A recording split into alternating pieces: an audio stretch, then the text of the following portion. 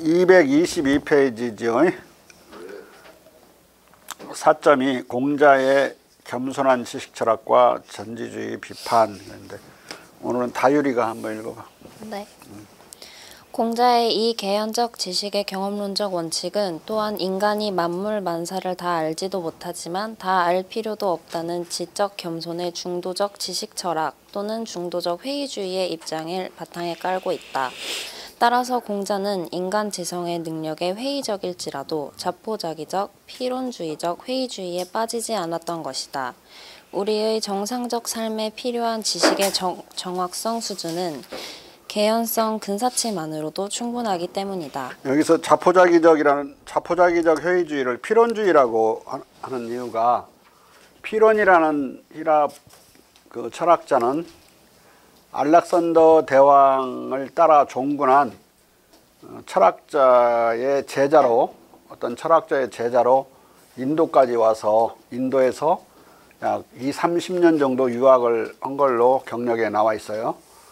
근데 거기에서 그 인도의 회의주의를 학습하고 그걸 철학화해서 히랍으로 귀국해서 히랍의 이제 플라톤주의의 어떤 일정한 조류들과 결합해 가지고 이제 이런 모든 우리는 인간으로서는 아무것도 알 수 없다는 지경까지 모든 인식을 부정하는 그런 철학을 전개한 사람이에요. 내가 짐작해 보건대 이 사람이 인도에서 배운 회의주의는 용수의 중론, 가운데 중자 중론이라는 게 있거든요. 거기 중론에서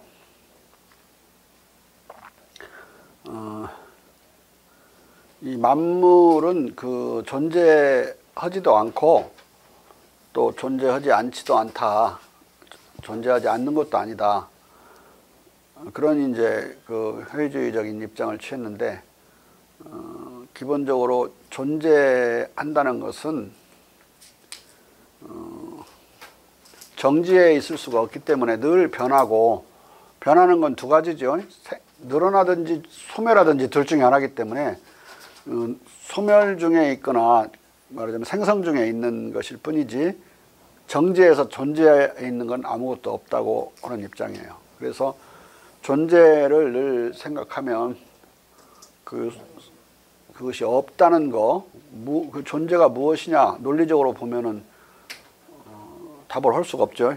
유일한 답은 무가 아니라는 답밖에 없어요. 그러면 무에 의존해서 존재를 이해해야 되는데, 그럼 무가 무엇이냐? 무는 또 존재가 아니라는, 유가 아니라는 답밖에 할 수 없기 때문에 무도 아니고 유도 아닌 그런 상황을 생성 또는 소멸, 생성 소멸의 운동이라고 오는 거죠. 운동이란 논리적으로 보면 있으면서 없는 거예요. 만물이 의존하는 것이라면 그런 존재와 무의 중간에 있다. 그래서 중론을 폈는데, 중에 사물은 다 있는 것이지 딱 고정되게 유하거나 고정되게 무하지 않다는 그런 이제 그런 중도적 존재론을 핀 사람이 용수인데, 그거를 이제 묘하게 회의주의로 몰아가서 변절시키면 아무것도 결국은 확실한 건 이 세상에 확실히 존재하는 건 없기 때문에 인간이 확실하게 알 수 있는 건 아무것도 없다. 결국은 그런 절대적 회의주의에 빠질 수가 있죠. 근데 이 사람이 절대적 회의주의에 일부러 빠졌다고 나는 봐요. 그러니까 자기도 모르게 빠진 게 아니라 일부러 빠져서 그리스 사회에 너무 경직된 인식론적인 그 확신들을 흔들어 놓으려고 그렇게 했다고 본다. 근데 이것과 구분되는 걸로는 이제 데이비드 휴미 늘 말했던 회의주의, 건전한 회의주의 또는 중도적 회의주의. 회의주의에도 중도적인 게 있어요. 그걸 이제 플라톤은 모델로 삼은 게, 그 데이비드 휴미 모델로 삼은 게 아카데미아는 플라톤의 학교를 말하죠. 아카데미아의 초기가 아니라 중기, 나중에 후기까지 있는데 중기에는 그런 적절한 건전한 회의주의가 지배를 했어요. 무엇이든지 다 알 수 있다는 전지주의도 거부했지만 또 다 알 수 있다는 건 다 알아야 된다는 그런 지식 강박을 가져오죠. 그것도 거부했지만 또 그렇다고 아무것도 알 수 없다는 그런 회의주의는 이제 필론주의는 이제 거부하는 입장인데, 그 필론주의와 전지주의 사이에서 중도적으로 회의주의를 견지하면서 인식의 건전성을 유지하는 거예요. 무엇이든지 단정하고 절대적으로 규정함으로써 오히려 오류에 빠지는 경우가 많기 때문에 늘 오픈해두고 이건 뒤집힐 수 있다는 가능성을 열어두되, 그렇다고 그렇게 뒤집힐 수 있다는 걸 너무 지나치게 강조한 나머지 인간은 아무것도 알 수 없다, 그런 입장을 취하는 것은 우리 실제 생활에 맞지 않죠. 우리가 알만한 정도까지는 알고 살고 있기 때문에 그래서 행복을 누리는데 지장이 없는 거고, 또 다 알아야만 행복한 것도 아니라고 그랬죠. 앞에서 내가 지난 시간에. 이걸 이제 중도적 회의주의, 건전한 회의주의. 필론주의는 그 다른 극단의 회의주의고, 그 필론주의의 다른 극단은 완전히 전지주의. 인간은 모든 걸 알 수 있다는 전지주의는 아리스토텔레스가 대변하는 거다. 의외로 플라톤은 회의주의자고, 기본적으로 초기 플라톤의 대화편은 소크라테스의 그 유명한 그런 회의주의를 결론으로 늘 갖게 돼요. 가령 가장 잘 아는 것은 자기 자신이 모르는 것을, 모른다는 사실을 아는 거. 안다는 사실을 아는 건 동호반복이지만 모른다는 사실을 아는 것이 실은 한 단계 더 높은 지다 이거죠. 그건 공자나 비슷하죠. 공자도 안다는 걸 안다고 하고 모른다는 걸 모른다고 하는 것이, 알지 못하는 걸 알지 못한다고 하는 것이 참된 지다, 공자가 한 말이 있듯이 알지 못하는 걸 아는 거, 알지 못한다는 사실을 아는 것을 한 단계 높은 지라고 봤어요. 근데 문제는 거기서 아포레아에 빠지고 마는 게, 아니 모르는 걸 어떻게 알 수 있냐 이거예요. 모른다는 사실을 아는 문제하고 모르는 내용을 알 수 있다는 이야기는 또 다른 이야기이기 때문에, 모르는 건 끝내 모르는 상태로 그 난자에 빠지고 마는 거죠. 그래서 이걸 어떻게 해결해야 될지 모르겠다라는 마지막 말로 그 소크라테스의 초기 대화록이 끝나는 경우가 있어요. 근데 그거 말고도 여러 가지가 그런 회의주의로 끝나는 경우, 마지막 결론을 내리지 않아요. 이제 중기에 오면 좀 더 분명한 이야기들을 하지만, 그렇다고 해서 다 안다는, 신만이 알 수 있는 영역을 플라톤도 국가론에서 절대 부정하지 않는다.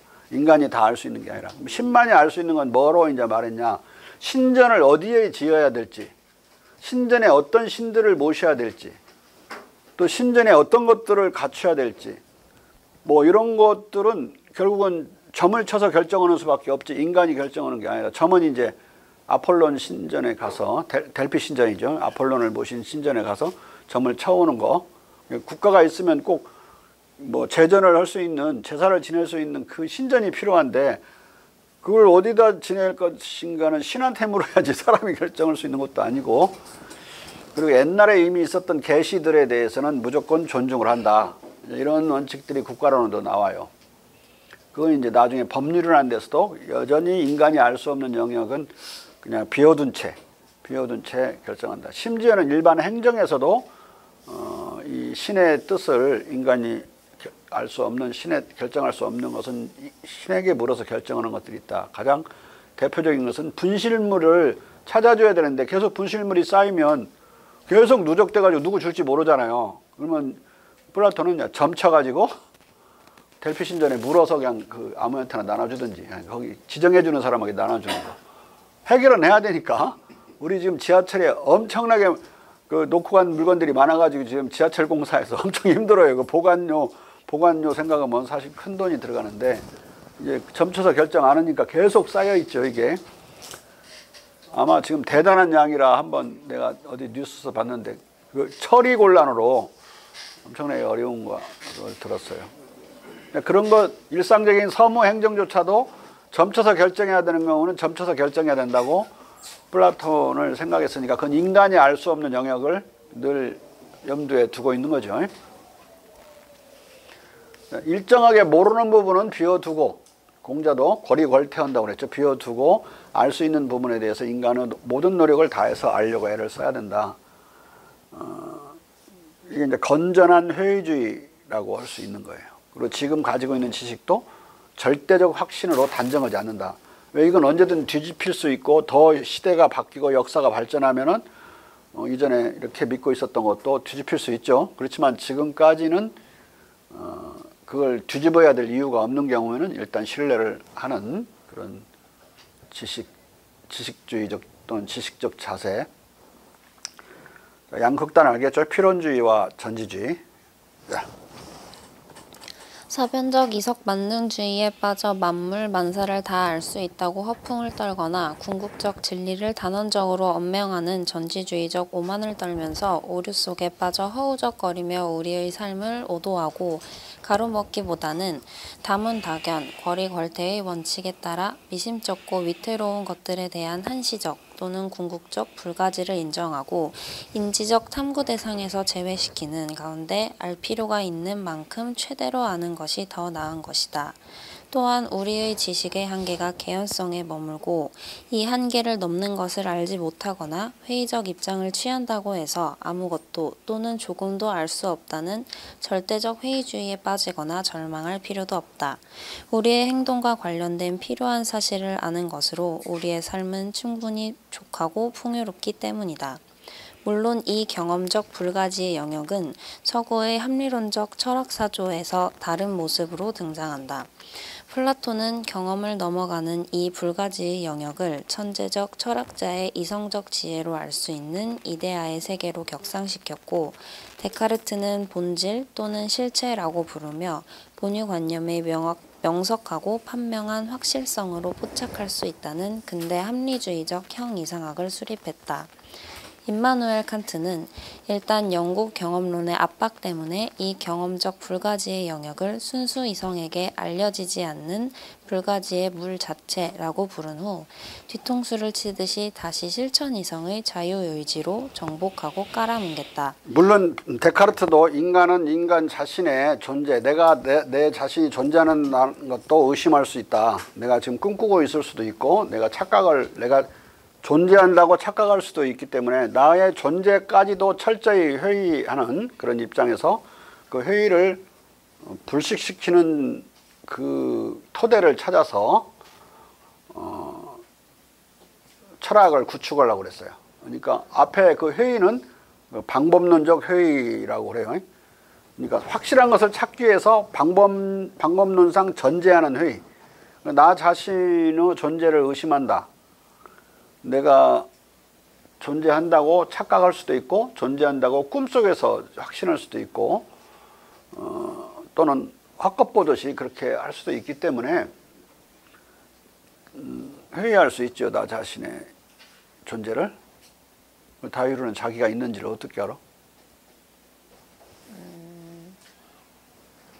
거울 봐서. 거울 봐서 알아? 어디서 답을 좀 본 것 같은데? 컨닝은 같은데? 일단 이제 데카르트 논리로 말하면 그 나 자신을 회의하는 나의 자신의 존재를 의심하고 있는 자기는 의심할 수 없다고 얘기를 해요. 의심할 수 없는 회의하는 자기, 의심하는 자기는 자기의 존재는 의심할 수 없죠. 일단 거기를 철학적으로 가장 확고한 파운데이션, 철학이 올라설 수 있는 기초로 해서 차근차근 확실한 것들을 쌓아가는 식으로 철학을 재구성하려고 그랬어요. 그런데 그 입장을 파운데이셔널리즘, 정초주의라고 그런다. 정초주의에서 밑바닥이 제일 출발인 파운데이션이 문제가 있거나 중간에 문제가 있으면 무너져 버리겠죠. 정초주의 철학의 이제 문제점은 그런 위험이 있다는 건데, 문제는 나는 의심한다, 고로 나는 존재한다, 이렇게 정리가 됐죠.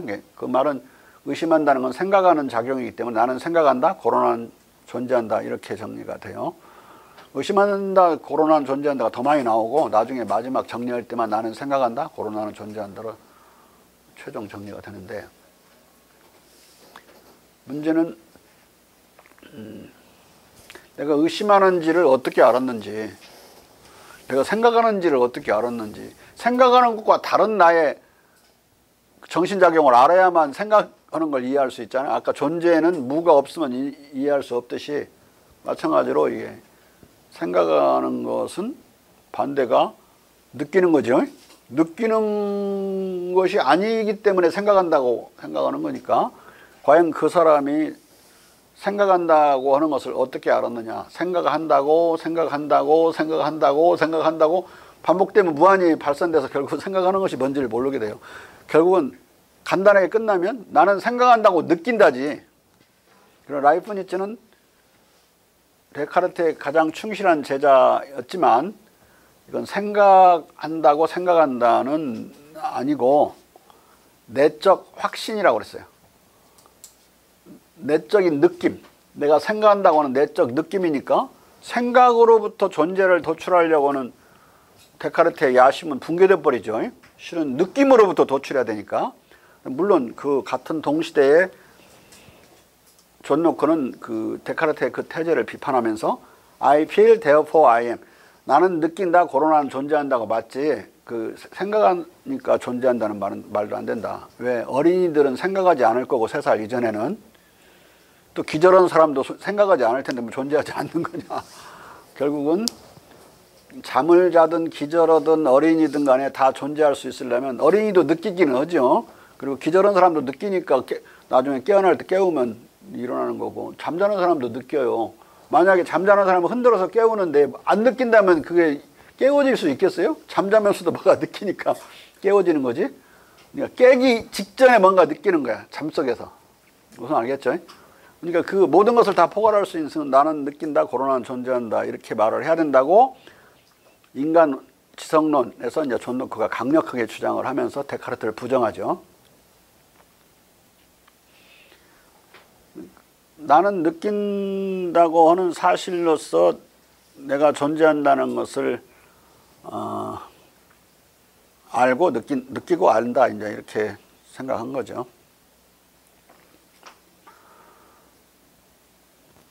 여러 가지 이제 따져보면 과연 그게 절대적인 확신일 수 있는 건지 그 파운데이션이 될 수 있는 건지 그 측면에서 또 다시 검토해 볼 수 있는 건데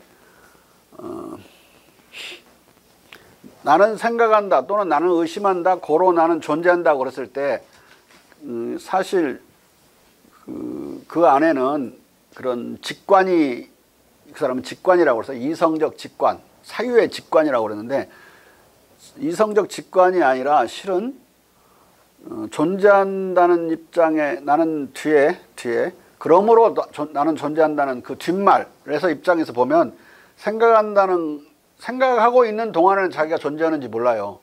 생각하고 나서 생각한 나를 뒤돌아보는 거죠.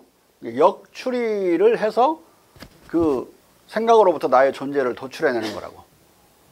자, 여기 철학에서는 추리와 직관은 반대말로 쓰여요. 직관은 가장 확실한 것이고 추리는 확실한 것으로부터 끌어내는 거니까 2차적인 거예요. 세컨더리한 거라고. 근데 데카르트가 찾으려고 한 것은 의심할 수 없는 직관이거든요. 근데 이 직관이 라이프 니츠로 가면 감성적 직관으로 되는 거고 또 더 자세히 분석해보면 아무리 짧은 추리지만 짧은 역추리란 말이야. 생각하고 있는 동안에 존재하는지 모르고 생각하고 난 뒤에 아 내가 생각했었구나 해서 생각하는 나를 의심하지 않는 식으로 역추리를 하고 있죠. 되돌아 추리를 하고 있기 때문에 이건 아무리 짧아도 추리예요. 그러니까 완전히 그걸 직관이라고 생각한 전제가 무너져서 그러니까 파운데이션이 무너지는 거죠.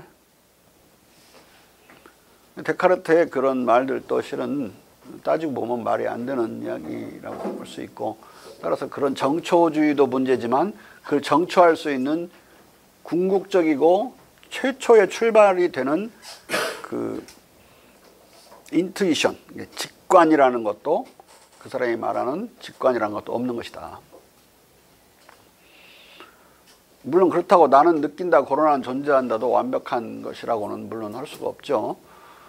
그 안에도 이미 작은 추리가 들어있으니까 똑같은 데카르트 비판과 다름없는 비판을 존 로크 태제에도 가할 수가 있는 것이다.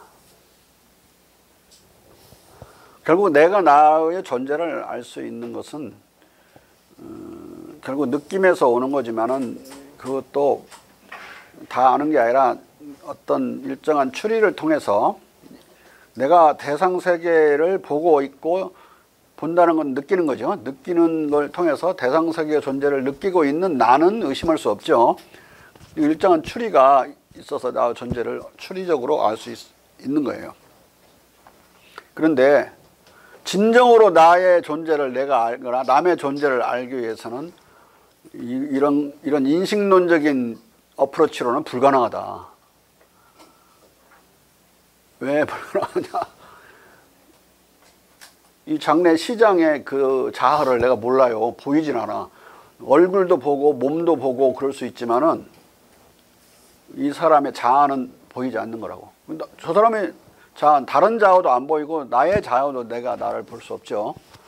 볼 수 있고 느낄 수 있어야 되는데 자아가 그래야 존로크적인 그런 어떤 역추리라도 조그마한 추리라도 할 수 있는 건데 아예 그런 자료가 없는 거예요. 자아에 대해서는. 그렇죠?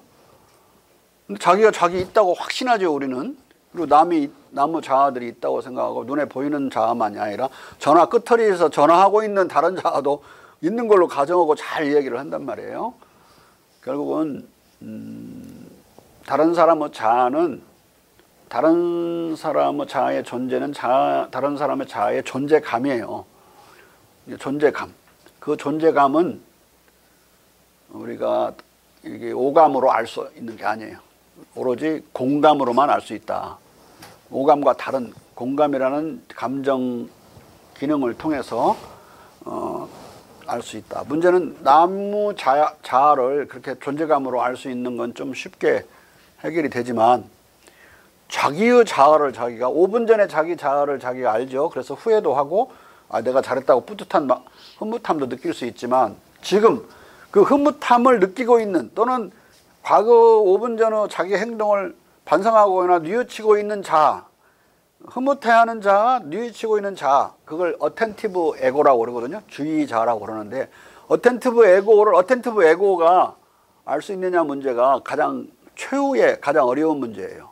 철학적으로 설명하기에 물론 일상인들 우리들이 일상적으로 살 때 추호도 의심치 않죠. 내가 이 주의자로 알고 있다는 건 내가 한 것에 대해서 바로 사과만 하는 게 아니라 지금 그 사람에 대해서 내가 공격을 할지 칭찬을 할지를 행위를 늘 내가 알고 있기 때문에. 근데 그런 자아는 어떻게 아느냐?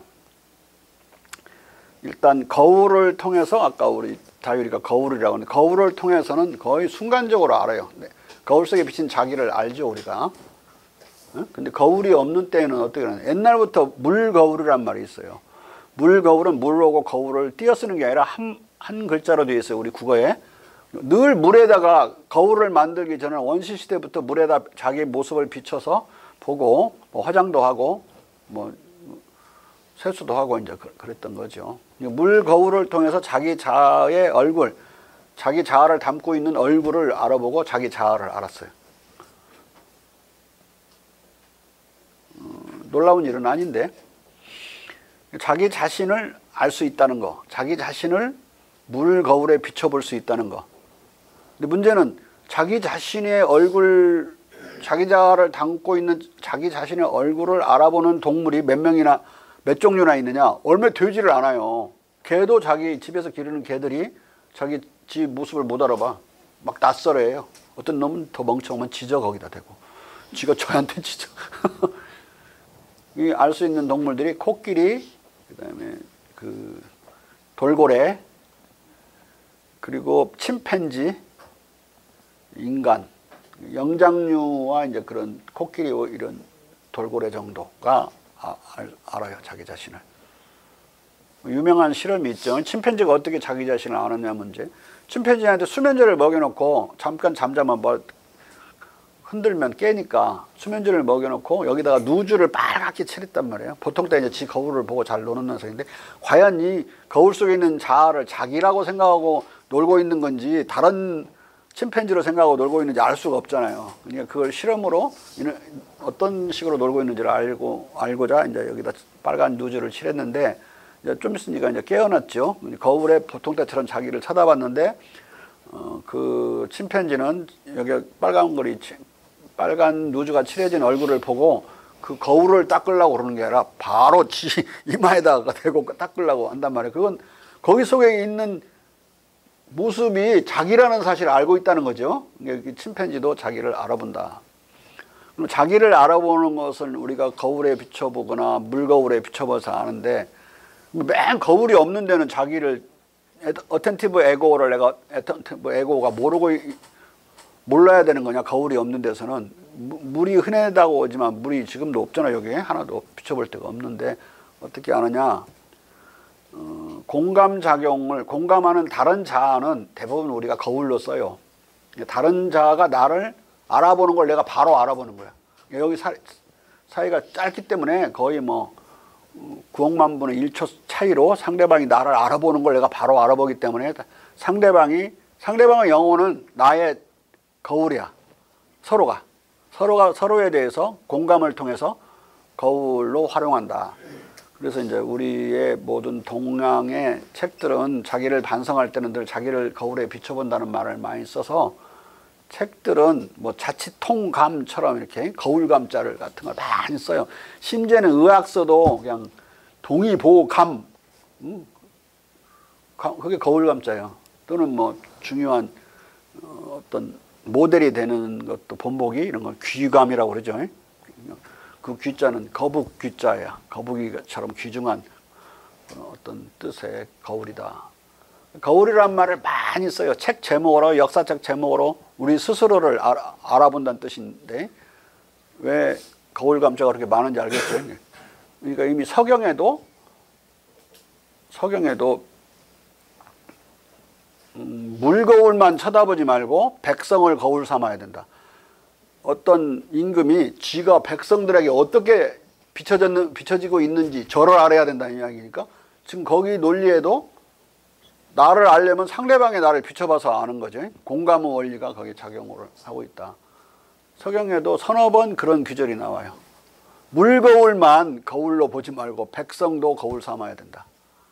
뜻이 명쾌하죠. 서양에는 그런 말이 없어요. 어떤 철학에, 어떤 전통에도 없어요. 공감이라는 말이 서양에서 2500년 동안 거의 철저히 짓밟히는, 유린되는 그런 역사가 계속됐다. 근데 공자는 처음부터 이 공감이라는 거, 서자,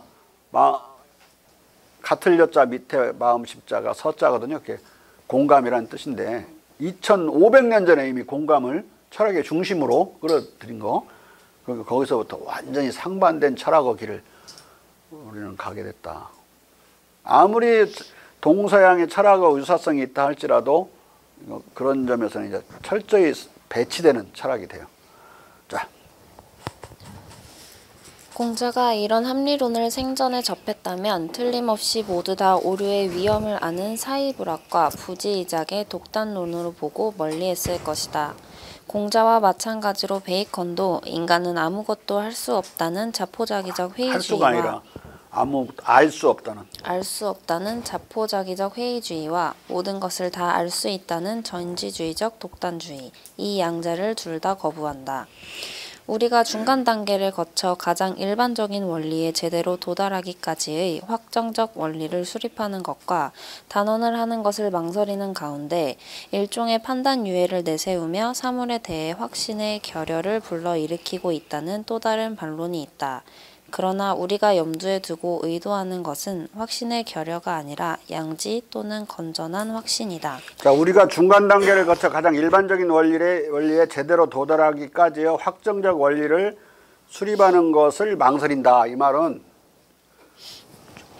어떤 중력이 있으면 이런 중력이 이렇게 작동해서 거리에 비례해 가지고 어찌고 저찌고 한다. 이게 중력의 법칙이죠. 또는 인력의 법칙인데, 거리의 제곱에 분모로 해가지고 이제 그 질량의 크기에 의해서 결국은 어떻게 균형이 이루어진다.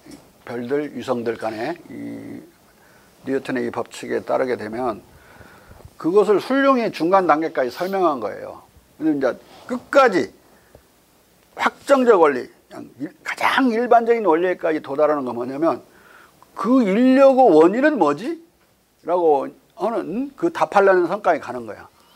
그 인간이 풀 수 있나? 중력의 원인이 뭔지 인력의 원인이 뭔지를 풀 수 있어? 가령 소금은 왜 짜지? 이걸 풀 수 있냐고.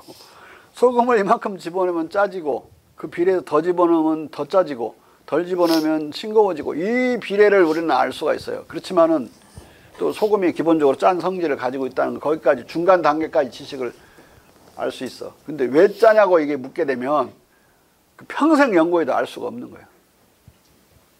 신의 영역이 되는 거죠. 근데 지금 중간 단계에서까지 아는 지식을 가지고 있어도 많은 그런 산업 제품을 만들고 우리가 일용할 뭐 여러 가지 일상용품을 만드는데 전혀 지장이 없거든요. 근데 그런 연구는 하나도 안 오고 계속 궁극적인 질문만 하는 거야. 계속 중력은 왜 있으며 소금은 왜 짜며 그런 중세 내내 그랬거든요. 그래서 뭐 바늘 끝에는 천사가 한 마리 있다 해서부터 3,000명의 천사가 있다 바늘 끝에 도대체 증명할 수도 없는 그런 이상한 해괴한 논쟁을 계속하면서 너는 이단이고 너는 정통이고 그런 싸움을 계속했는데 이런 거 그런 거 하는 거 망설인다 이거야. 그걸 왜 하냐 이거 주저하고 안 하는 거지 지금은 쓸모가 없으니까. 중간 단계까지 아는 지식만으로도 그걸 확실히만 안다면 우리가 가장 유용한 지식을 확보하는 거고 인간이 좋게지고 행복해지는데 부족함이 없다 이 말이야. 근데 우리가 그러려고 그랬더니 우리를 비난한다 이거지. 응? 그래서 확신의 결여를 불러일으키고 있다는 비난. 결국은 무슨 절대적 효율주의자들인 양 우리 나를 비난한다. 베이컨의 입장이니까 베이컨을 비난한다. 근데 그렇지 않다 이게. 그러나 자.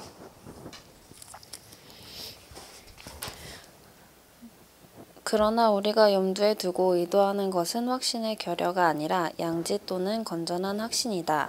왜냐하면 우리는 보고 듣는 감각들을 격화시키는 것이 아니라 이 감각들을 지원하고 우리는 지성을 불신하는 것이 아니라 지성을 조절하기 때문이다. 자, 감각과 지성, 그러니까 감성과 이성을 다 중시하는데 감각을 지원할 필요가 있는 게 그 감각으로 포착하는 것이 다 옳은 게 아니잖아요.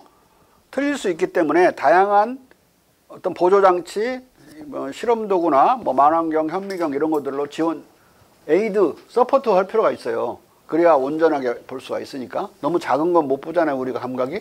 뭐 현미경으로 봐야 되고 너무 멀리 있는 건 못 보지. 그럼 만환경으로 봐야 되고 이런 도와줄 필요가 있다. unaided, 도와주지 않은, 지원받지 않은 감각은 상당히 약할 수가 있어요. 그 능력이, 지각 능력이. 그 다음에 지성을 불신하는 게 아니라 지성을 제대로 사용해야 돼요. 모든 것을 다 지성이 할 수 있는 양 합리주의자들처럼 생각하면 잘못 인식을 오도할 수가 있다. 어떤 데서 지성을 써야 되느냐. 이 감성이 걸어모은 많은 그런 경험 자료들을 정리하고 또 체계화하고 이론화하고 명제화하고 이론화하는데 그래서 일이관지하는데 인간의 지성은 투입돼야 되지 자료도 없는데 막 자료 대신에 지성을 대체하는 그러면 이제 망가지는 거죠. 인식이 독단으로 흐르게 된다. 자기 지성적 확신으로 움직이는 거니까. 자. 우리가 모든 것을 알지는 못한다고 생각할지라도 알 필요가 있는 만큼 아는 것이 모든 것을 안다고 생각하면서도 알 필요가 있는 것들조차 전혀 알지 못하는 것보다 더 나은 것이다. 여기서 이 뒤에 부분이 대단히 중요해요. 지성을 조절한다. 지성을 아무 데나 쓰여지지 않고 제대로 쓰일 때 제대로 쓰이게 만들도록 조절하는 거. 근데 그 뒤에 문장. 우리가 모든 것을 알지 못한다고 생각할지라도 알 필요가 있는 만큼 아는 것이 모든 것을 안다고 생각하면서도 전지주의적 입장을 취하면서도 그래서 뭐 중력의 원인도 알고 왜 소금이 짠지도 막 안다고 써놨죠. 형이상하게. 거짓말로 막 써요. 이 다 신이 한 거라고 막. 아리스토텔레스는 그렇게 해놨죠. 근데 실은 전혀 알지 못하는 것, 실제로 우리 유용하게 쓰려는 것에 있어서는 전혀 알지 못하는 그런 어떤 결함에 빠진다. 이 뒤에 말이 대단히 중요하다. 여기서 절대적으로 옳다고 말하지 않고 더 낫다고 말하는 베이컨도 다문다견 거리걸태의 방법에 따라 의심스럽지 않고 위태롭지 않은 그 나머지에서 비교적 오류가 적은 개연적 지식을 얻는 공자의 근도와 유사한 겸손한 인식 방법을 천명하고 있다. 득도를 단언하지 않지만 양지 또는 건전한 확신을 의도하는 베이컨의 이 중도적 회의론은 바로 위에서 강조한 과해의 의미와 상통하는 것이다. 그 틀림이 적고 후회함이 적어지는 거, 그걸 싹둑 절대적으로 없애버릴 수는 없는 거니까 그 적어지기를 우리가 바라는 거죠. 인간으로서 할 수 있는 것은 이게 최대치야. 자. 어느 정도 확실한 것으로 보이는 지식도 어디까지나 개연적 지식이기 때문에 모든 것을 알지는 못한다고 생각할지라도 알 필요가 있는 만큼 아는 것을 목표로 하는 것이다. 이제 우리는 공자가 득도나 저녁의 죽음을 초래할 조문도의 문도를 단언하지 않고 근도만을 말하는 연유, 또는 베이컨이 중간 단계를 거쳐 가장 일반적인 원리에 제대로 도달하기까지의 확정적 원리를 수립하는 것과 단언하는 것을 망설이며 단지 양지 또는 건전한 확신만을 추구하는 이유를 5가지로 종합 정리할 수 있다. 첫째, 공자가 근도만을 말하는 연유는 사물에는 본말이 있고 사건에는 시종이 있으니 선우를 알면 근도할 따름이다 라고 말한 맥락을 뜯어보면 잘 드러나듯이 선후관계에 대한 반복적 경험을 통해 단순한 선후관계를 인과관계로 격상시키는 옹고지신의 지식이 어디까지나 개연성을 넘지 못하기 때문이다. 상론했듯이 인과관계의 지식은 그 경험적 한계로 인해 완전한 확실성을 보증할 수 없는 지식이다.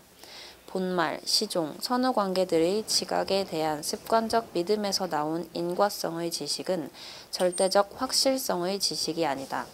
우리는 A라는 사건이 일어나면 B라는 사건이 일어나는 유사한 사례들을 많이 경험했을 뿐이고 A 속에서 B를 일으킬 원인적, 능동적 요소나 인과적 연결성을 결코 찾아낼 수 없기 때문이다.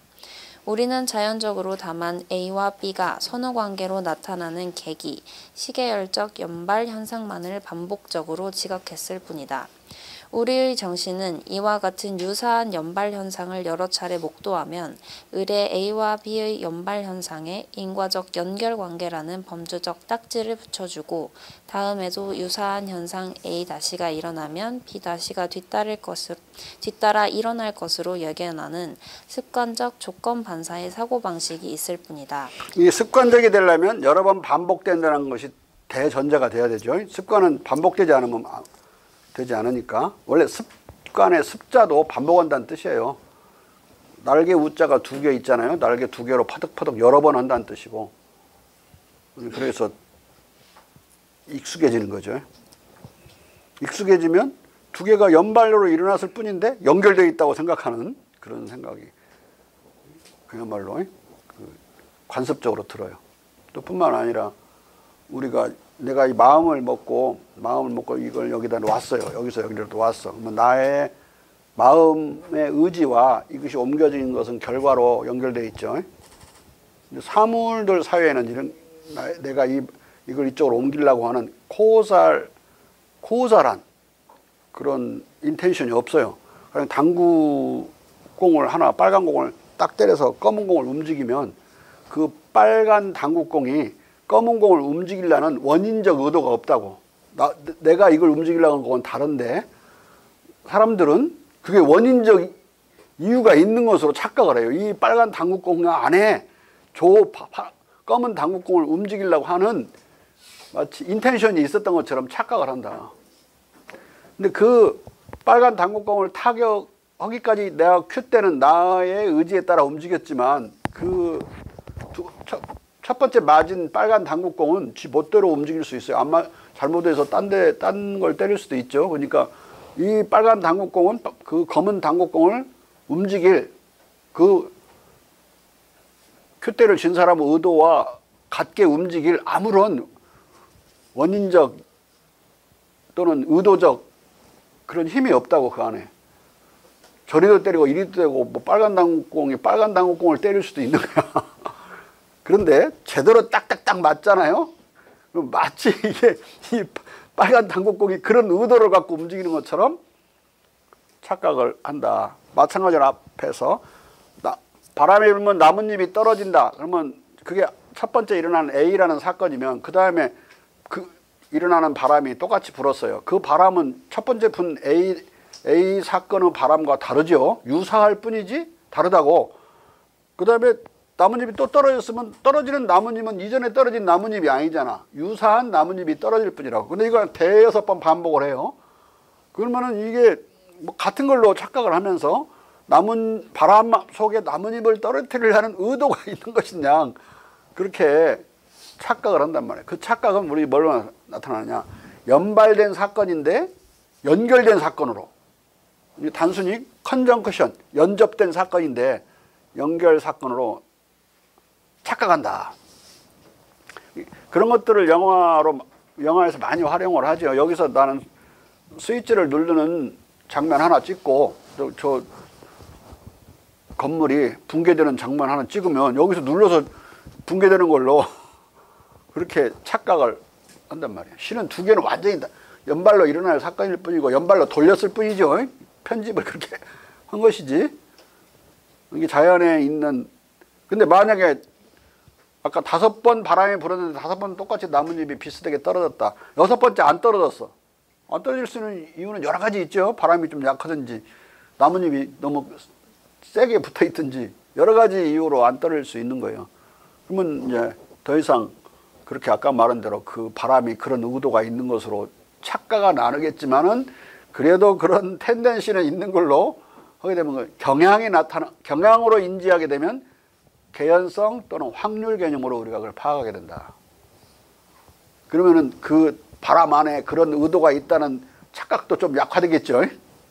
전혀 그런 의도 없어요. 바람은 그냥 나뭇잎을 떨어뜨리게 하는 힘으로도 작용할 수 있지만 다른 사람 우산을 날리는 힘으로도 작용할 수 있고 다른 사람의 뭐 모자를 벗기는 힘으로도 작용할 수 있는 것이지 꼭 그 나뭇잎을 떨어뜨리라는 의도나 의지가 있는 건 아니다.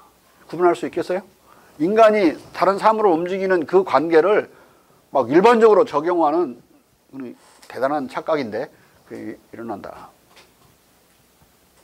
철학적으로는 대단히 큰 착각들을 이렇게 왜 이게 바람이 불면 나뭇잎이 떨어지는 것인가를 그걸 설명을 하려고 할 때 가령 이제 스콜라 철학자들은 기회 원인론이라고 그래서 바람이 불 때마다 신이 그 기회에 개입해 가지고 그걸 떨어뜨리게 만들어 준다. 이렇게 설명을 했어요. 그걸 기회 원인론이라고 그래요. 네? 지금 그 말 들으면 무섭게 느껴지겠지만 옛날에는 이 자기들의 신학 교리 체계를 유지하면서 설명할 수 있는 것으로는 가장 탁절한 걸로 말브랑슈의 기회 원인론은 대단히 유명했어요. 물론 데이비드 휴먼은 그런 기회 원인론 같은 걸 다 분쇄하고 깨부수고 그냥 인간의 습관적 착각일 뿐이다라고 정확히 얘기했죠. 그렇게 여기다 보면 어떻게 돼? 자연과학에서 믿는 게 인과율이고 가장 인과율은 필연성이나 같은 말이야. 인과성이나 필연성은 코살리티나 니세서티는 자연과학에서 같은 말인데 이게 바람이 불면 나뭇잎이 떨어진다는 것이 필연적으로 벌어진다고 해서 필연적인 관계가 곧 그런 인과율이에요. 필연적 인과관계란 말인데 따지고 보면 필연적 인과관계가 아니라 바람이 또 불면 떨어질 것이라는 나의 습관적인 믿음이죠. 빌리프에 지나지 않는다고. 그러면은 자연과학의 가장 확실한 그리고 가장 대표적인 관계가 인과관계인데 그 필연적 관계의 밑바닥에는 인간의 감정적 믿음이 들어있는 거예요. 그렇다면 자연과학적인 그런 진리들을 그렇게 맹목적으로 믿어야 되겠어요? 과학 그러면 다 믿어야 되겠냐고. 과학적 사유주의 그러면 그냥 되는 거야 그냥? 과학적 인종주의 니체가 그래서 데어 라세스무스 이스 비셰샤프틀히 인종주의는 과학적이다. 누가 아니래? 그 인종주의 안에 사람을 차별하고 그렇게 가스실로 보내라는 내용이 있냐고. 인종주의는 인종이 이러이러한 특성이 있고 이러한 진화들에 있어서 좀 나을 수 있고 적을 수 있는 것이지만은 뭐 이 사람이 이 사람보다 능력이 뛰어나다고 그래서 이 사람이 이 사람을 차별할 도덕적인 이유가 있냐고. 그냥 능력이 사실로 많을 뿐이지 도덕적으로 차별하냐 마느냐는 다시 사회적 합의를 거쳐야 될 문제지. 지멋대로 차별하면은 도덕적으로 뭐라고 그래? 나쁜 놈이라고 그러지. 그러니까 인종적 차이가 있다고 그래서 그걸 너무 고정시키거나 그것으로부터 바로 어떤 정치적 도덕적 탄압을 할 수 있는 근거를 도출하는 문제는 완전히 다른 문제야. 그러니까 아무리 인종이나 인종주의가 과학적이라 하더라도 그 인종주의적 차별을 할 이유는 과학에는 없는 거예요. 그냥 이렇다는 사실만 말해줄 뿐이지 그건 과학이 아니라 또 다른 모랄이나 정치 철학이 결정하는 거고, 만약에 그렇게 인종 차별을 해야 된다는 것으로 그 결론을 내는 정치 철학이 있다면 그 정치 철학은 사악한 정치 철학이겠죠. 인종주의 정치 철학이 되는 거야. 응? 과학이라 해서 막 그런까지 정당화되는 거 아니라 이 말이에요. 사회주의가 과학적이라 해서 사회주의의 그 오류를 나중에 운영해봤더니 다 떼죽음 당하고 사람들이나 엄청나게 막 시베리아나 아오지로 유배 보내고 막 그런 결론이 나온다. 어? 말 안 들으면 다 보내야 될 게 아니야. 가스실은 아니지만 시베리아로 그런 결론이 나오면 그건 잘못된 정치 체제론이지. 그죠? 과학적이라도 그건 상관이 없는 거예요. 정치학은 그런 자연과학이 아니기 때문에 인간의 본성에 바탕을 둔 것이지 그렇게 자연과학적인 그 사물의 속성에 바탕을 둔 게 아니죠.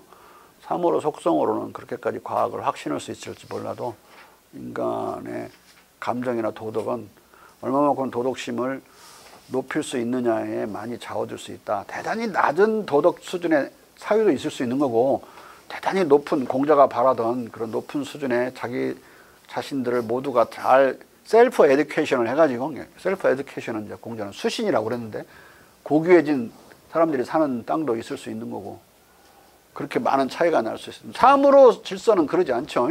그냥 원래 딱 그대로 가는 거니까. 그걸로 인간 사회를 측정하거나 개런티하거나 그럴 수 없다. 과학적 사회주의라고 해서 그 사회주의 잘못된 이념의 성공을 개런티 해줄 수가 없어요.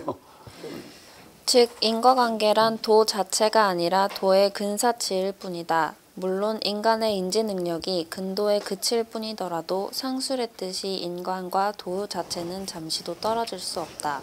떨어질 수 있다면 도가 아니다. 이 말은 일견의 근도의 원칙과 모순되는 것처럼 보이지만 실은 근도와 잘 부합되는 말이다.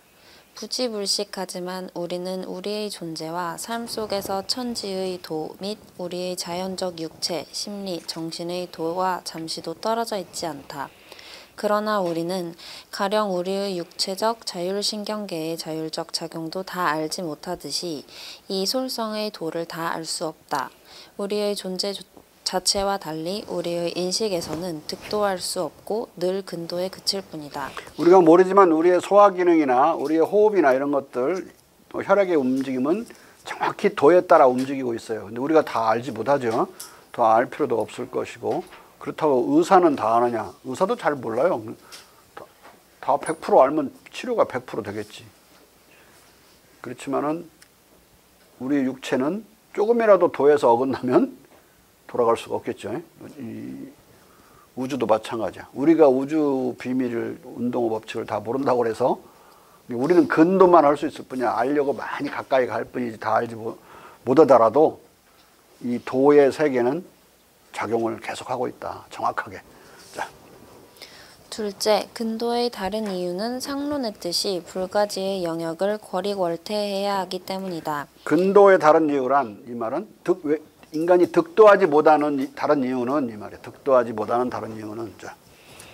많이 듣고 그중 좋은 것을 택해 마음을 많이 쏟고 마음을 쏟고 많이 보아 익히고 이중 의심스러운 것과 위태로운 것을 골라낸 공자의 차선의 지식은 오류와 후회가 전무한 명백하고 판명한 보편적 절대 지식이 아니라 어디까지나 다만 오류가 적고 뉘우칠 일이 적을 뿐인 개연적 지식이다. 앞에서 한 것을 다시 한번 쭉 5가지로 정리하는 거예요. 앞에 배운 내용들이야 다. 셋째, 인간의 감각은 5가지 한계가 있기 때문이다. 이것은 공자가 직접 언급하지 않았으나 공자의 논변 속에 전제된 것이다. 감각의 제1한계는 경물치지의 감성적 직관으로 얻은 입상, 인상은 인간의 천성적 심상의 기립이므로 객관적인 것이 아니라 인간에게만 타당한 주관적 상대적인 것이라는 점에 있다. 색, 맛, 냄새, 소리의 심상, 연장, 모양, 부피, 운동, 단단함, 빨간색, 파란색, 쓴맛, 단맛, 짠맛, 향내, 고소한 냄새, 악취, 고운 소리, 강한 소리, 시끄러운 소리, 치름개, 오음개 등은 사물에 없는 것이고 하늘이 인간의 천성으로 부여한 것이고 다른 동물들에게는 주지 않은 것이기 때문이다. 가령 소는 빨강색을 회색으로 느끼고 바닷물고기는 바닷물을 짜게 느끼지 않는다.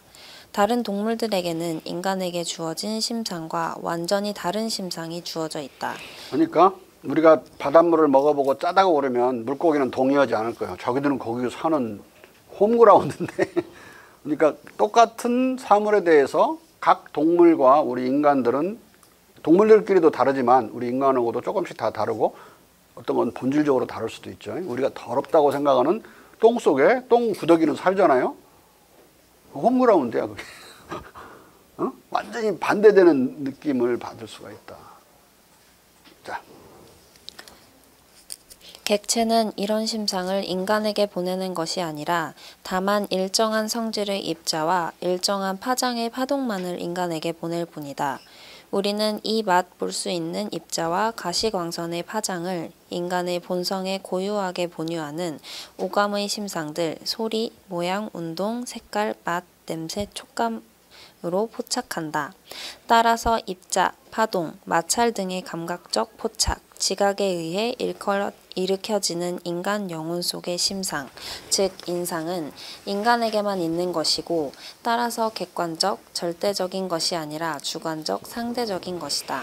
자, 투사들이 투를 할 때 빨간 헝겊으로 보자기로 막 소들을 흥분시키는 것처럼 보이지만 미안하게도 소는 빨간색 생명이에요.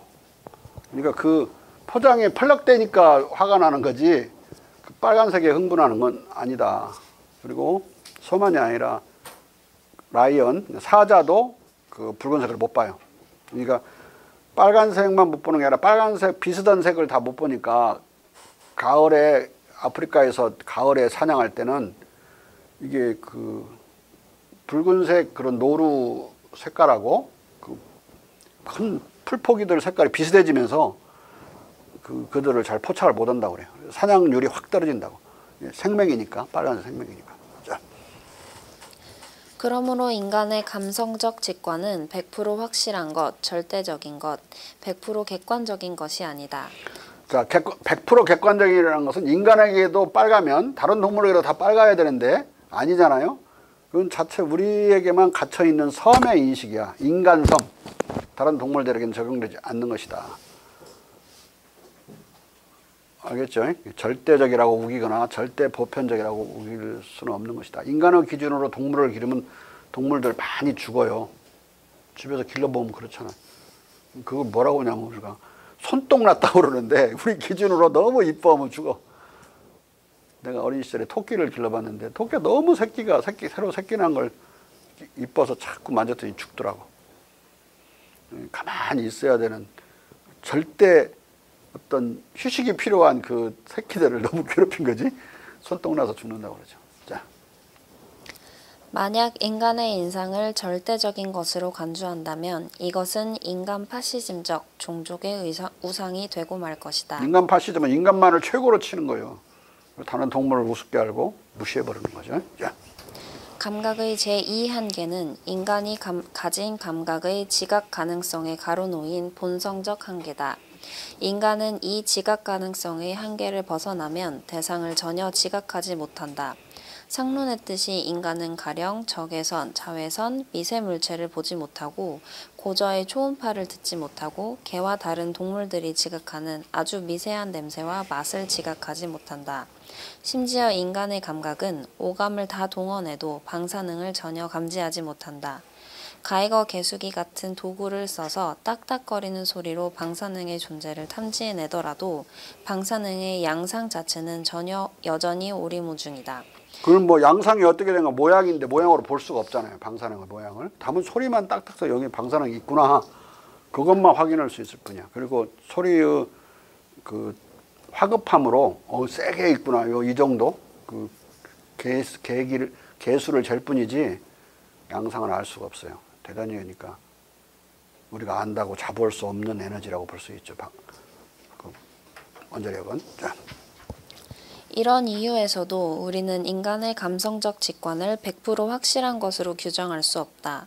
감각의 제3한계는 인간의 감각이 늘 빠져들 수 있는 착시와 착각의 가능성이다.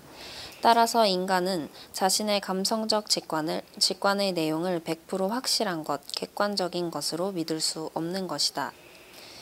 감각의 제4한계는 인간의 감각과 경험의 내용이 주어진 상황까지의 인간과 인류의 감각적 경험의 시간적, 공간적 범위에 의해 제약된다는 것이다. 역사적으로 지금까지 이렇게 우리가 느껴온 거죠. 우리 인류를 전부 합치더라도 다음 세대의 사람들은 달리 느낄 수도 있다 이 말이에요. 그래서 시간적, 공간적 한계에 빠진 경험들이죠. 이걸 절대적으로 고정시켜서 이 이후에도 3000년 뒤에도 똑같을 것이다. 이런 독단은 해서는 안 된다. 자. 감각의 제5한계는 인간의 감각과 경험이 주어진 시기까지 개발된 실험, 측정 도구에 의해 도구적으로 제약된다는 것이다. 옛날 우주 만원경이 없을 때는 뭐 중성자 같은 것이 날아오고 그런 거 알 수가 없었는데 지금 알 수가 있죠. 더 나중에 발달된 만원경이 나오면 또 다른 것도 볼 수 있는 거죠. 어떻게 보면 우리의 역사적인 시간적 공간적 한계에도 제약당하지만 우리가 쓰는 그런 관측 도구들로 발달해도 제약당하는 거죠. 우리가 그렇게 뭐든지 딱 잘라서 단정할 수가 없는 것이다. 인간의 인식 내용은. 자. 적어도 감각이 지닌 이런 5가지 한계 때문에 인간은 오감의 감성적 직관에 의해 있는 것을 없는 것으로, 없는 것을 있는 것으로, 아닌 것을 그런 것으로, 그런 것을 아닌 것으로, 큰 것을 작은 것으로, 작은 것을 큰 것으로 오인할 위험이 상존한다. 따라서 직간접적으로 감각과 경험에 기초하지 않은 모든 지식이 위태로운 망상인 반면 감각과 경험에 기초한 인간의 모든 지식은 잠정적이고 개연적인 것이다.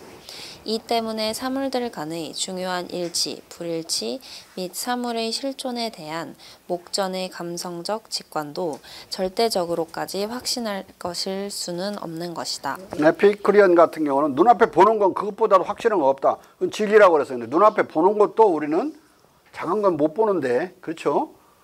안 보이니까 없다고, 있는데 없다고 엄청난 확신을 할 수가 있죠. 자.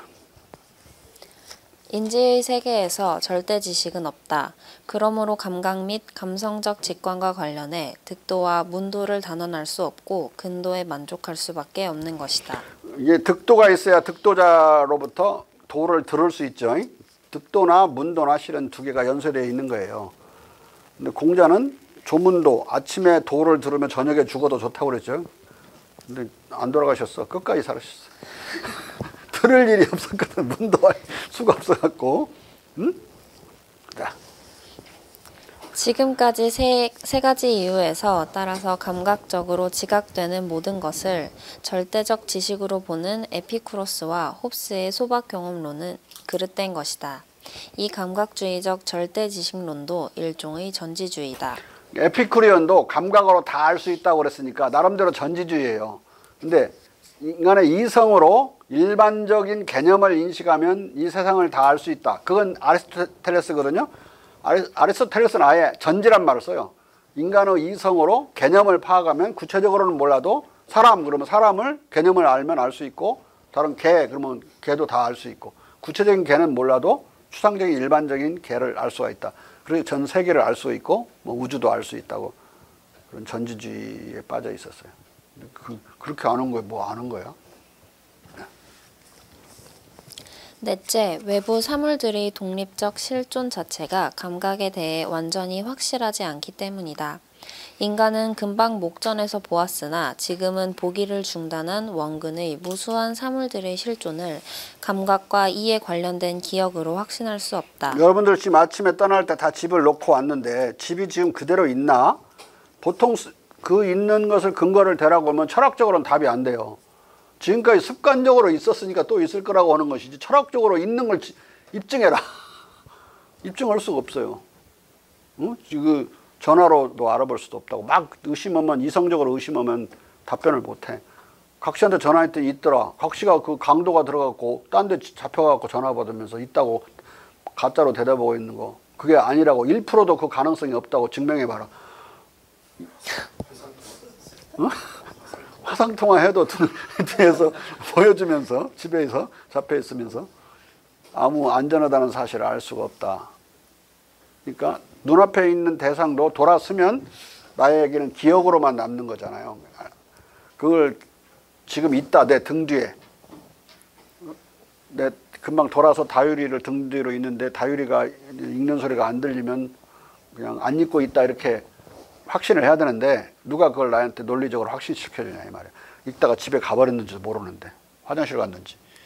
그러니까 결국은 제3자가 양쪽을 다 보는 3자가 지금 다율이 있느냐라고 물으면 답을 있다고 할 게 아니야. 결국은 내가 그 3자의 말을 믿어야죠. 아니, 알아야 되는데 믿으면 안 돼요. 믿음에 근거하는 거야. 이 사람을 내가 절대적으로 믿어야 돼요. 여러분들 미국에 갔다 온 사람도 있겠지만 안 갔다 온 사람이 대부분인데 미국에 있는지를 어떻게 알아요? 금방은 내가 눈앞에 있었던 사람을 뒤돌아서 등 뒤에 둔 경우고, 미국 갔다 돌아왔어. 돌아오는 사이에 미국이 뭐 지진이 날 수 없어질 수도 있고 안 없어졌다는 걸 증명할 수도 없어요. 이성으로는 끝없이 이성은 그것을 물을 수 있어요. 그걸 이성으로 그 물음, 한없는 물음, 이 회의주의를 치유할 수 없어요. 그러니까 그 대상과 나 사이에 이 디스턴싱, 이 거리를 취한다면 그건 알 수가 없는 거다. 앞에서 근데 다 그 답은 주었죠. 대상은 그냥 나한테 눈앞에 보여지는 현상으로만 있는 게 아니라 그 자체 힘으로 존재하는 것이고 기운, 힘으로 존재하는 것이고 나도 힘으로 그거 맞서 있는 거예요. 그리고 그 자체 그 대상이 있는지 없는지 회의하면 그 눈앞에 있는 벽돌이 있는지 없는지 등 돌아서 회의하면 벽돌 들어서 대갈통 한 대 때려주면 돼요. 확실히 존재하는 거야. 자, 읽어. 지금 보는 것이 중단되면 시각은 중단되기 때문에 시각으로 이제 대하지 않게 된 사물들의 실존을 시각으로 확신한다는 것은 어불성설이다. 인상은 사라졌고 단지 잔상만 기억으로 남아있을 뿐이다. 사물의 실존은 과거의 일이 되었고 안 보이는 사이에 사라졌을 수 있는 것이다.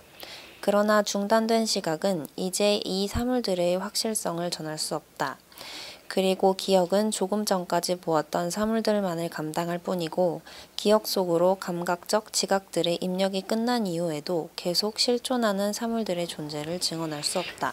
사물의 존재의 독립성, 내가 인지하나 안 하나, 내가 보나 안 보나 그게 독립적으로 존재한다는 사실이나 또는 이게 계속 실존한다는 거, 내가 보든 안 보든 계속적으로 실존하는 거, 대상의 독립성과 대상의 계속성은 같은 말이에요, 사실 따지면. 근데 이거 어떻게 증명하냐? 내가 안 보면 없다고 하는 게 제일 편한데 주관주의에 빠지게 됐죠. 그렇다고 객관적으로 증명하기도 정말 어려운 일이에요. 이 오감의 체계 안에서는. 응? 서양 철학은 이걸 끝내 풀지 못했다. 동양에서는 철학적으로 이걸 의심해 본 바가 없어요. 자.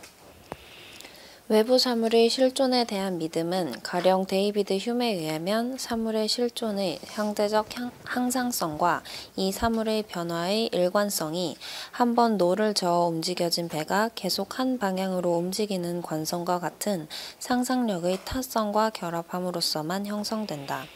타성은 관성인데 이 뒤에 우리 다율이가 있었기 때문에 계속 있을 것이다. 이렇게 상상력의 타성, 관성으로 확신하는 수밖에 없어요. 근데 그렇다고 이건 뭔가 실용적인 해결일 수는 있어도 없을 수 있기 때문에 철학적으로 아직 클리어한 해결이 아니에요. 그냥 계속 찜찜한 건 남는 거야. 이 찜찜함을 끝내 철학적 이성은 해결할 수 없다고 보는 게 데이비드 휴메의 입장이고, 그래서 회의주의적인 입장을 취하는 거예요. 그러니까 차라리 철학적으로 너무 회의가 들면 그냥 이 세상 사람들의 여론을 따라라. 완전히 통속에 굴복하는 세상 사람은 아무도 의심하지 않는데 철학자들 몇 명 모여서 의심하고 있으면 차라리 세상 사람들 말 듣는 게 낫지 뭐. 자. 상상력은 지각들과 기억들의 단속성과 파편성을 자기의 상상적 타성으로 메우고 이 파편적 기억들을 항상성과 일관성에 대한 타성적 관념에 의해 연속적으로 묶고 엮어 사물의 지속적 실존에 대한 믿음을 형성한다. 사물의 실존의 지속성은 그 독립성과 표리 관계에 있다. 지속성이란 나의 지각 여부와 무관하게 사물이 계속 실존한다는 것을 뜻하고, 나의 지각 여부와의 이 무관성은 곧 사물의 실존이 나의 직업과 독립적이고 이에 대해 외적이라는 것을 뜻하기 때문이다. 그런데 상상력은 기억력과 달리 본성상 자유로운 사유 능력이라서 사물의 인상들을 자의적으로 재현하므로 상상의 관념을 확실히 믿을 수 없다. 상상력의 타성으로 이걸 실용적으로 해결을 했는데, 기억과 상상의 차이는 원래 철학적 정의가, 기억은 원래 그 정확성 순서대로 기억하는 거, 그걸 정확히 해내는 것이 기억의 탁월성 여부를 결정해요. 그런데 상상은 원래부터 안 그래. 막 상상으로 있지도 않는 걸 만들어낼 수가 있죠. 뭐 발이 2개밖에 없는 뭐 사자를 만들어낼 수도 있고, 뭐 용가리도 만들어내고 뭣도 만들어내고. 상상은 이런 관념의 자유분방성이기 때문에, 자유분방함을 가지고 있기 때문에 상상의 타성이라는 말은 벌써 이중적으로, 타성이라는 말도 좀 문제가 있지만은 확실성을 보장할 때는 상상 자체가 원래 좀 신뢰할 수 없는 능력이에요. 이 정확성에 있어서는. 그러면 이게 2개 합쳐지면은 이게 철학적 자포자기의 디시그네이션, 필로소피컬 디시그네이션에 빠져야 되는 상황이 된다고. 네? 자. 이 상상의 관념은 엄밀히 말하자면 동일한 사실과의 차이를 만들고, 따라서 상상의 타성으로 구성된 외부 사물의 계속적 실존에 대한 의식은 그만큼 허위다. 따라서 우리 감각의 외적이고 독립된 사물의 실존은 아직도 의심스럽지 않을 수 없다. 그만큼 허위다는 말은 사실과 차이만큼 허위다 이 말이야. 실제로 그게 있다고 하는 것은. 계속 그런 식으로 진리를 깎아먹게 되면 진리하고 그 비진리가 섞여가지고 애매모호해지는 거니까 뭐 계속 의심스러운 거죠. 과연 대상세계가 존재하는 것인지, 존재한다고 내가 지금 느끼고 있는 것인지 실제로 존재하는 것이 사이는 큰 차이가 나게 되는 거예요. 자.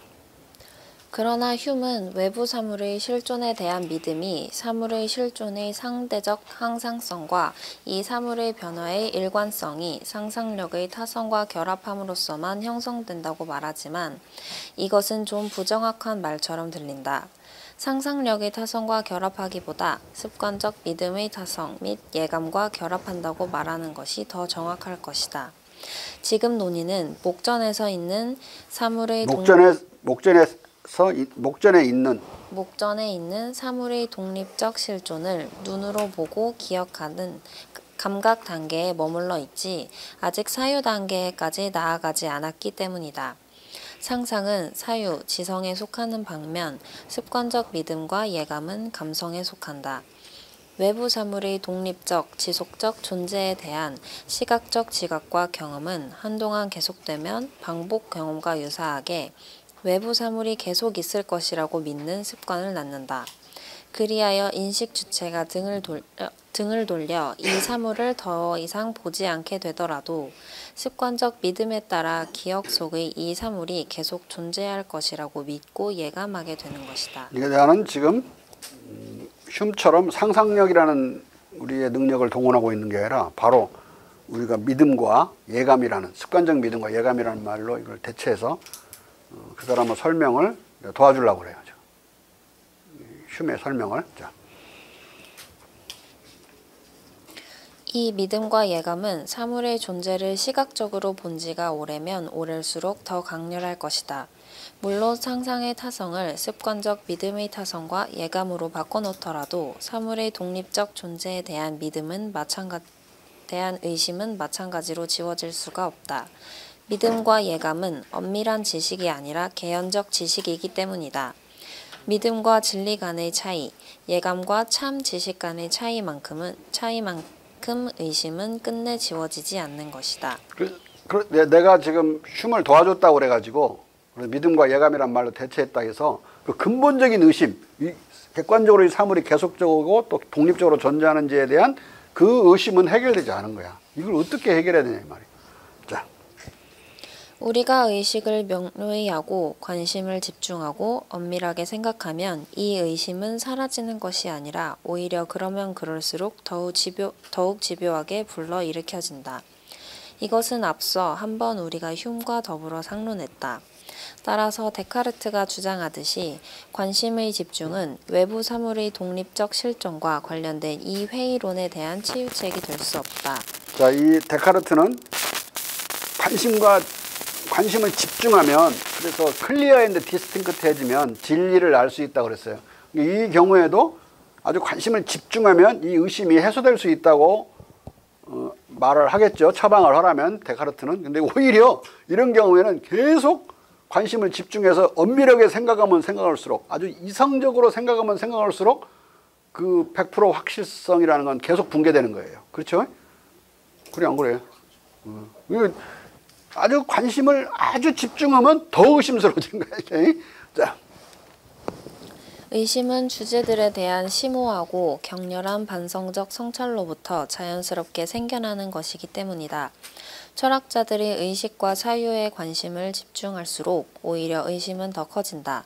그러므로 상론한 바와 같이 휴은 보통 사람들이 일상적 삶 속에서 누리는 부주의와 무관심만이 우리에게 어떤 치유책을 마련해 줄 수 있을 것이라고 말했던 것이다. 주의와 관심 집중을 통하지 않고, 철학적으로는 그러는데 일반 사람들은 그런 거 안 한다 이 말이야. 대충 반대로 살죠. 부주의와 무관심으로 살기 때문에 사물의 존재를, 객관성을 의심하지 않는다. 그러니까 그냥 대부분 사람들은 그런 커먼 오피니언, 통상적인 의견을 따라가면 되는 것이다. 이런 해석이 나오는데, 자. 철학자들은 돌지 않으려면 휴메 말대로 보통 사람들의 사물인식을 참조하는 것이 좋다는 말이다. 상론한 바와 같이 휴메의 이 통속 철학적 치유책은 극동의 기론으로 뒷받침되면 철학적 정통성을 되찾을 수 있다. 통속 철학적 치유책은 실은 철학적 치유책이 아니에요. 그러니까 그냥 실용적으로 그냥 이 세상 사람들이 생각하는 대로 따라 살아. 그러면 이미 그 뭔가 치유 같지만은 철학은 포기되는 거야. 그렇게 되면 철학을 견지하면서 이걸 어떻게 치유하느냐가 중요하죠. 근데 동양에서는 그걸 의심한 바가 없다. 기철학적 입장에서 대상이 기를 가진 걸로 생각하는 거죠. 그러니까 내가 등지더라도 나의 살과 또 나를 밀어내는 그런 바람을, 사물로부터 오는 뜨거운 기름으로부터 오는 그 열기를 온몸으로 받으면서 통닭을 튀기는 일반 사람들이 뭘 그 기름의 존재를 의심하겠어요.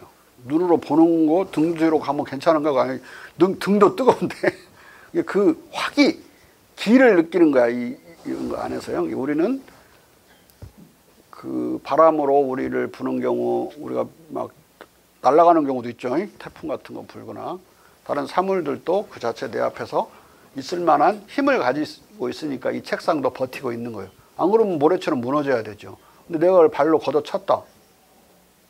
내가 밀려고 온다. 등에 짊어졌다.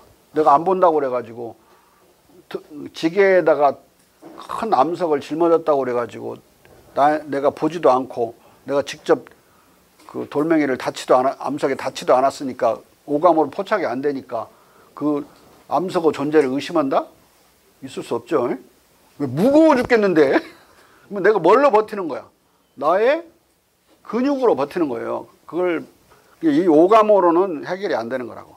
여섯 번째 감각인 머슬 센스, 근감각이란 말이 오늘날은 새로운 말로 쓰여지거든요. 이 심리학에서 근감각으로 그 사물들의 힘을 우리가 다시 다른 오감을 벗어난 힘을 벗어난 형태로 느끼는 거야. 근감각으로 머슬 센스. 그렇게 사물과 힘들어 살고 있는 이 세상 사람들은 사물의 존재를 의심치 않아요. 늘 자기들을 힘들게 만드는 것들이고 그걸 힘으로 제압할 길밖에 없는 사람들이니까 철학자와 삶의 환경이 다르죠.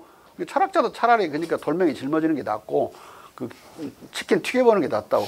그래야지 뭐 일반 사람들이 하는 대로 따르는 것으로는 해결이 안 되잖아요. 기 개념이 없으니까 휴먼 이런 해결책을 준 거야. 자. 현실 속에서 사물을 가공하고 사용하며 사는 무사람들의 경물치지와 다문다견에 의존하는 이런 식의 의심치유책은 곧 하늘도 따르는 민시민청, 즉 무사람의 여론에 따르는 치유책인데 이것은 실효적이다. 왜냐하면 보통 사람들은 사물을 오감의 대상으로만 보는 철학자와는 달리 사물을 근감각의 대상으로도 대하며 근감각에 의해 사물의 객관성과 독립성을 사물의 기로서 매일매일 체감하기 때문이다. 여기서 사물의 기는 사물의 효과, 무게, 충격, 저항력 등을 말한다. 근데 대부분 우리가 일상생활에서 일을 하고 사는 사람들은 이 사물의 효과, 무게, 충격, 저항력 이런 것들을 견디고 살잖아요. 그것에 맞받아치면서. 근데 그들이 그 사물의 존재를 의심하겠어요? 아무리 오감으로 안 본다 해도. 등으로 짊어졌다 해도 의심하겠어? 일반 사람들에게 따르라고 하는 것이 통속 철학으로 끝나지 않으려면 이 기철학 동시에 근감각까지 나아가면 이제 통속으로 끝나지 않고 철학적 기반을 얻게 되는 거죠. 자. 따라서 철학자도 보통 사람처럼 자신의 금감각으로 사물을 보고 듣고 맛보고 냄새 맡고 닿기만 하는 것이 아니라 사물을 쓰고 가공하고 옮기는 가운데 근력으로 사물의 기를 체감할 수 있다. 그러면 우리는 오감으로 지각하지 않더라도 등 뒤의 사물, 가령 모닥불, 바람, 강풍 등이나 5분 전에 짊어져 보았거나 충돌했던 사물들의 독립적, 지속적 존재를 근감각으로 확신할 수 있다. 5분 전에 짊어져 보았거나 충돌했던 사물들의 기는 이 사물들이 우리의 오감에 의해 지각되지 않더라도 기억이나 상상력의 타성이 아니라 근육의 잔존하는 아픔과 얼얼함으로 근감각에 현재하기 때문이다. 5분 전이란 말은 과거 것이라도 근육은 여전히 안 보더라고요. 이제 5분 전이니까 안 보이지. 이게 느끼고 있는 거야. 우리 그 근감각으로는. 운동하고 나면 한참 힘들지. 좀 쉬었다가 해야 될 정도로. 그래 안 그래? 그래. 따라서 철학자든 보통 사람이든 5분 전에 오감에서 사라진 사물들의 실존적 지속성이 5분간 단절되는 오감적 결함을 순간순간 이 사물들의 기에 대한 금감각에 잔존하는 현재적 느낌으로 보완하면서 사물의 독립적, 지속적 실존을 의심하지 않는 것이다. 5분이 아니라 50일간 자기 집을 떠나 여행 중에 있는 사람도 자기 집의 지속적 실존을 자기와 똑같이 육감, 오감 더하기 근감각을 가진 다른 사람들과의 협력적 소통을 통해 인식할 수 있다. 물어보면 되죠. 우리 집 있냐고. 그 사람이 그렇게 확실하게 이렇게 오감이 아니라 육감도 가진 사람인 경우에는 믿을 수 있는 거예요. 그게. 철학자만 믿으면 안 돼. 계속 의심하고 저 지구 존재에 대해 의심하니까. 자. 우리는 오감에서 사라진 사물의 지속적 실존에 대해 5분 전까지 지각에 입력된 것만을 책임지는 기억이나 무책임한 상상력의 타성에 의존해서 통속적 추리의 개연성만을 얻는 것이 아니라 근감각과 타인들의 협조를 통해 정통적 확실성도 얻는 것이다. 앞서 시사했듯이 정통적 지물에서 민시민청 수준의 다문다견을 강조하는 공자의 인식론은 베이컨의 자연인식처럼 인류의 협력적 인식 과정을 전제하기 때문이다.